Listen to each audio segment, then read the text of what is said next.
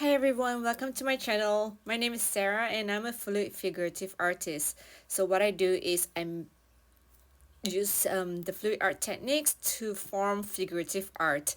Now if you're new to my channel, please help me by subscribing, and if you're not new to my channel, thank you for making time to watch my videos. I know that I hardly post now because I've been really busy, and I know that you guys are all also very busy because this is the year end and we have a lot of things to do before Christmas.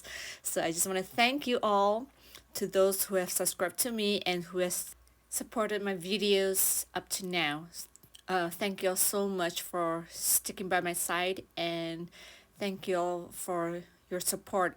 It truly means a lot to me, and that's why I've been trying to produce more videos as much as I could so that you guys have something to watch. I mean, I have a lot of videos to edit um, still, but yeah, it's not easy juggling a lot of things as an artist and as a part-time worker too, and a mother of two kids. So I'm trying my best, and I hope that you'll all be patient with me. So here I have my background ready. This is titanium white with pink, and it's gonna be very sweet. Like, I want this to be a really sweet painting, hence the light pink. And here you can see that I'm trying really hard to not spill paste all over the table, because I've already, I try to keep my workspace as clean as possible. But we all know that fluid art technique is very messy, so it's kind of impossible to do that. Okay, so here I'm torching the base, and I'm torching it really thoroughly because my white was mixed with pink and there are a lot of tiny cell bubbles in it. So I tried my best to, torch all the tiny cells out. But as we all know, when a paint has too much air pockets in it, it's really hard to get rid of all these tiny cells, or these tiny bubbles that I'm popping. But we'll see. So on the right bottom here, this is my first time doing this. I saw many YouTubers do it, and I thought that it'd be cool to just follow them. So here I prepared a chain, and I'm applying paints on top and at the bottom of it. So I'm coating both sides of the chain. And now let's test it out and see if I can do this chain pull technique with the base at the bottom. Most of the time when I do chain techniques, I do not like to put too much paint on, on the background, because when you pull, most of the time, as you can see here right now, the effects does not stay because there are paints, you know, at the bottom. But we'll see how this turned out to be. So this is gold, and we know that metallics usually don't stay in shape. So right now, I'm sorry, it is sort of unfocused because my hand is just too close to the camera and I didn't know that. But yeah, oopsie. Now I just gotta be careful and drag it all to one side. Right, so as you can see, I have no skills in doing this technique yet, but I think it's not too bad. I like how it's flowing right now, as we all know that, gold colors do not really stay. So for this to be able to stay this way, I think it's pretty good. Right here I have a dark gray blue color that I mixed by myself, and I think this color is really special. So let's see if this pool is nicer than the gold one. Okay, so I'm just going to put it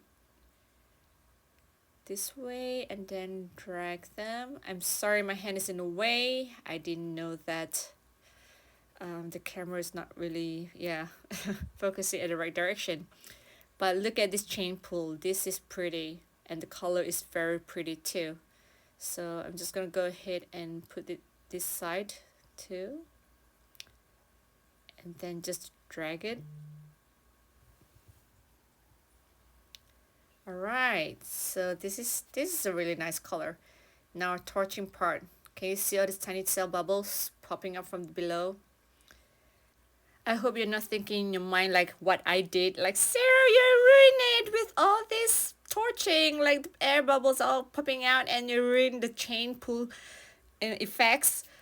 Yeah, that's what I thought as well. But we'll see how this turned out at the end of this whole thing. Shall we? So here I'm mixing gold and the blue too, hoping to get a little bit more shiny effect when it dries. Okay, as you can see, the base is just too runny, so yeah, the chain pull effect doesn't really stick so well, does it? Right here, I have purple color from Ateza. So I really love this color combination. I think this color combination is really special. Most of the time, I know when people do jellyfish, they always want to use blue in their work or emerald green, you know, all these ocean colors. But I thought it'd be cool to do something different, and hence this is what I came up with. So I'll be doing the head now. Just for your information, the view that you're seeing is actually not the precise view because I sort of did a skew to this video to make it more flat so that you can see better. Hence the tilting effects. So if you see the head on the left side looks odd or out of shape, it's actually not in my point of view. Uh, yeah, so this is just a heads up for you. Now I'm just going to blow it out with a straw to form the shape of the jellyfish head.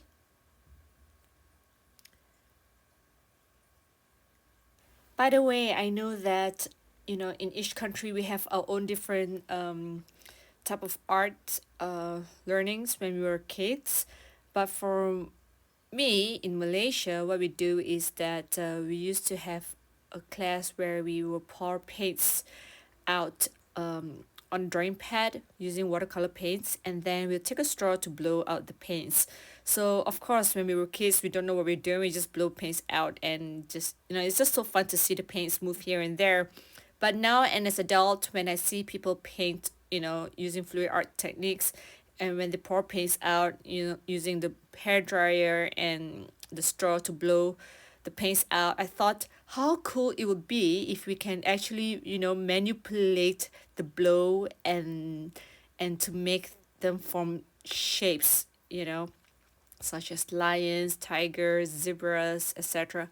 So this has been my goal ever since I came across this technique like probably 7 years ago or eight. But I didn't really try it because, you know, I was pregnant then. But now my kids are a little bit older. I think that it'll be a good way to, you know, utilize my skills as an artist and to see if that is achievable. Hence all of these figurative pours that I'm doing, you know, to create figurative art without the assistance of any brushes because I really got bored of brush. So, I mean, I do miss them, but not as much as creating figurative art without them. So, yeah, that's just a bit of a backstory for you. So here, I use palette knife to draw out the probably the tentacles, or I don't know if they have tentacles, but wait, my hair got in the way. Okay. Oh, this is bad. I need to fix that part on the left. Now that is why it's very important to tie your hair. If you have long hair, it's very important for you to tie your hair when you do this technique because you'll definitely ruin your pour. I mean, this is not the first time my hair got in the way, but yeah. Let me just touch it up. There we go. And yeah, I think this is pretty cool piece. Now, of course, when everything's wet, everything's shiny, so you don't get to see the gold, you know, sparkling out. But I can't wait for this to dry so that I can actually see how this turned out to be. So yeah, I mean, this requires a lot of planning too, I would say, and composition to really understand what you're pouring or what you're trying to paint. And here I'm just going to add more gold so that it shimmers and shines more later. This is actually very fun to do. Okay. Right, let's just touch up a little bit more. Right. This is my first time using chain pull technique to create a jellyfish, so I'm a bit skeptical about this work and I keep touching up. Not sure it's a good thing or bad thing, but I really wanted a lot of flow in this jellyfish. That's why I keep adding more details to it. A perfectionist attitude is coming out. Okay, that line is a bit crooked, but no worries. There's nothing we can't fix. One thing good about having wet to wet surface to do is that if something's out of shape, we can always fix it using a straw, using wind to really form the organic shapes or the movement of paints. So this is a really cool thing I love about fluid art. Now I'm almost done, just a little bit more, and that's it. So ta-da! Look at the gold. The gold is so pretty. So when this dries, it's gonna be really, really awesome. It's just that you probably can't really see it right now, but look at all the details. I love it. I love the color combination too, and I can't wait for this to dry. I hope you guys enjoyed this video as much as I did by pouring. And by the way, on the side here, I'm just going to show you what I did. I used an unopened canvas because there's a plastic there, and I thought it'd be cool to just use it so that you can see it clearer. Hope you guys enjoyed this video, and I'll see you guys again soon, okay? Take care all. Bye!